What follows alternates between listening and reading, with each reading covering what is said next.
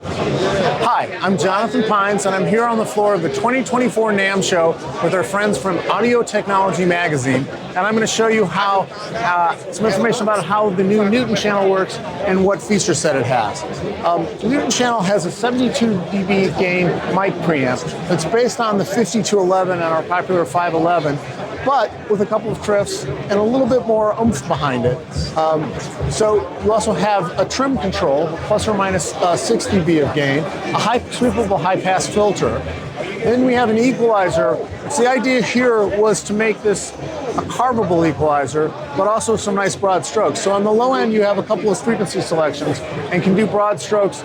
Think of more like tone controls. I want more low end, I want more high end, I want to attenuate the high end. But we have an incredibly widely swept mid-range that actually goes from 250 hertz all the way up to 7 kilohertz. And what that means is that allows you a lot of range to carve and highlight various frequencies. Everything inside the Newton channel is of the same high quality and performance level as is the Shelford channel. But it's also designed the Newton channel to be a little easier to use and a little faster to use because it has really only the controls that you really need. The other thing that it does share, in fact, with the Shelford channel itself is it has variable silk and the Shelford output section with the double tap output transformers. So there's the 0 dBu output transformer, and then because the Newton is going to be used a lot of times with A to D converters that have potentially less headroom available, i.e. can only take plus 21 on the input side, and because our gear traditionally puts out plus 26, hence we have the lower output. But it also offers you some cool opportunities to be able to print both of them. Print the 0 dB out and -6. If you're recording a vocal and you're not sure if you're hitting the exact right level, you've got one it's a little bit lower in level, so you've got a safety. You can also process or do different things with both outputs, because both outputs are live the entire time. And of course, they both have silk red and silk blue, which is Rupert's custom concept to be able to saturate the output transformer and give actual harmonics, not just distortion, not an emulation, but actual harmonics. With silk blue is weighted towards low frequency harmonics below 400 hertz, and silk red is predominantly mid and high frequency harmonics above approximately 1 kilohertz. So it's a wonderful piece. We're very excited about it. And if you want to learn more information, please go to our friends at Audio Technology and learn more from them or from RupertNeve.com. I'm going to talk a little bit about the brand new Master Bus Transformer and also what are the differences between the Master Bus Processor and the Master Bus Transformer.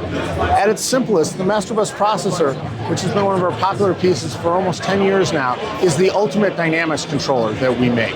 It has the ultimate range of control in terms of level with both a compressor and a limiter, and a much more sophisticated stereo spread. In other words, it has a bandwidth limited ability to spread things either based in broadband, so widen everything, or say I just want to spread guitars and keyboards and high mid-range things to bring it out, but still keep everything centered as you want it. In other words, you still want your kick and snare to hit hard in the middle. So this is the ultimate there. If you want to learn more about that, we have some videos online at RupertNeve.com. But I want to go into the Master Bus Transformer because everyone's excited about it. It's a new piece. This is our ultimate. This is not strictly a dynamics processor. It's really about vibe and tonality. And yes, it actually has a compressor and a Zener limiter in it, but they're more or as much for the idea of tonality and color and character as it is strictly dynamics processing, because this is actually somewhat cleaner dynamics processing, and this is all really about character. So starting over here, you have plus or minus 12 dB of gain to be able to drive into it harder. And I'll explain why that's important here in a second. There's a high-pass filter that goes all the way down to 15 hertz. Why does it go so low? Think EDM. You may want to boost low end into a hip-hop track or an EDM track, but still be able to not pass subsonics and not blow up speakers. So very cool, sweepable here. Then we have an equalizer that's designed for broad strokes. I want to make it sparkle. I want to make it bigger. It's swept, but it's really designed not for surgical EQ, because as we all know, a lot of people can do that well in the box. This is designed to give you a bigger sound or a brighter sound or to make it pop out for you. And again, all of these are interactive. Then we have a color comp, which is actually an optical compressor. And it's our first optical compressor in our rack mount unit. And it is designed to kick out tonality. So it has, interestingly enough, of course it has parallel compression, but the comment that comes up is there are 3 high-pass filters in this unit. And I want to kind of explain a misconception about high-pass filters in this particular instance. This is in the side chain control of the compressor. So it doesn't take any low end away from your signal. What it means is the compressor is not going to be triggered by low frequency information. So if you're working on a track with a ton of low end, you don't want necessarily the kick drum to dominate the compression feature of it. You may want to go in more towards the mid-range. So you can sweep up the high-pass filter and tell it to ignore just the side chain, to ignore very low frequencies.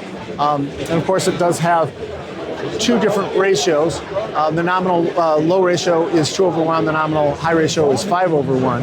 And it's really designed to give you tonality and spit out really great parallel compression sound. So think a great drum crush or room crush. Think about adding in that big sound when you're trying to dial in a master. Next up, we have the width section. And this differs notably from the master bus processor in that it is a little bit more simplified in that you have a width knob, you can spread it. But we also put a 3rd high-pass filter in, and it's that same idea of you only want to spread things in the mid-range and high-end and keep your kick and snare, kick and bass hitting really hard in the center and not spread that out and make it feel diffuse. You still want it to hit hard, but you want to spread a lot of the other stuff and make it that wider, super wide sound that you get in a lot of masters. Then the last thing I'm going to talk about is the thing that people have been asking from us for 12 years, which is what we now call Super Silk, the ability to use Silk Red and Silk Blue at the same time. And a lot of people don't really understand what Silk is. It's actual harmonics. We're actually driving the output transformer and generating harmonics. And through the ability to use Silk Red and Silk Blue, you can have frequency rated harmonics. So in other words, Silk Blue is harmonics predominantly below 400 hertz, and Silk Red is predominantly harmonics above about 1 kilohertz, or in other words, mid-frequency and high-frequency harmonics. And you can dial in the amount of them, and then this is the blend between them, and this is the overall amount or drive, and then there's also a Zener limiter there for even more intense drive effects. Because if you think about Zener limiters, they're very colored, they give you a lot of cool sound.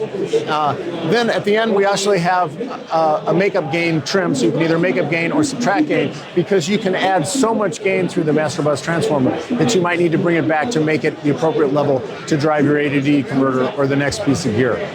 If you want to learn more about the master bus transformer, please go to rupertneve.com, and we're happy to answer any questions. And we want to thank our friends at Audio Technology for this opportunity to speak to you all. Thank you so much.